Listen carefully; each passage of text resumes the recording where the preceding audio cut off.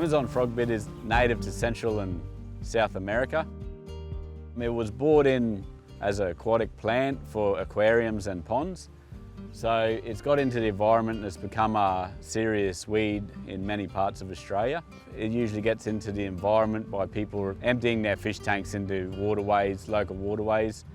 It then takes over because the climate in North Queensland is very similar to South America with the humidity and the tropical region. It can be found in dams or slow-moving water. It'll just take over and totally outcompete native vegetation. Amazon frogbit is a serious aquatic weed, threatening our wet tropics waterways and wetlands. It's currently known to occur in the Barron River and its tributaries, from Peterson Creek at Yungaburra and Granite Creek in Mareeba, downstream to Cairns. It also occurs or has historically been detected and removed in isolated locations in Kasserine Coast and Douglas Shire. It is a regional priority to prevent spread to new locations, especially the Gulf catchments and Cape York. Here's an example. Here's a juvenile Amazon frogbit.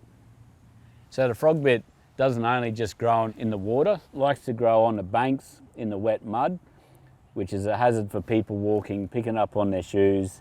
Water birds, ducks landing in our infestation area, boats and recreational vessels unknowingly transporting it to new locations. So fragments of the plant will then grow and turn into a new infestation. So it's also infrastructure as well that Amazon frogbit affects. Water intakes, pumps and the Barron River hydroelectric scheme.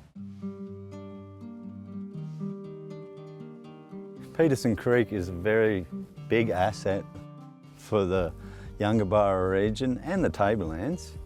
It's had the Yungaburra Landcare, Peterson Creek Group, building tracks, maintaining weeds, planting trees for the last 27 years.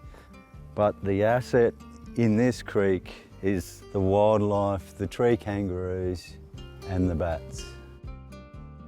The creek is famous for platypus spotting. There have been a number of weed problems here over the years, but our biggest focus has been on the Amazonian frogbit. This appeared just as a small patch in 2019. We didn't know what it was. By the time we found out, 500 or 600 metres was totally covered with frogbit. TRC provided a punt and we sprayed it. We then followed on with manual mop-up. We were greatly helped in clearing the frogbit by Cyclone Jasper, which flushed it out of the creek. Since then, our main task has been monitoring the creek for seedlings which are coming up. As we check the creek, this is the kind of thing we're looking for. It looks quite harmless at this stage. However, this will grow. There's a huge amount of root biomass under the water, and the water becomes completely invisible.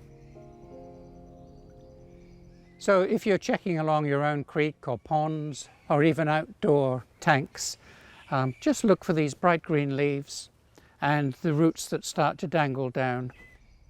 It really stands out amongst the native vegetation. Juvenile plants do resemble water lilies, but they are floating, so they don't root to the bottom. And as it matures, the leaves will then stand up and will grow to approximately 50 centimetres tall. They have very small white flowers. Usually you've got to take the plant out and examine it yourself to actually see the flowers.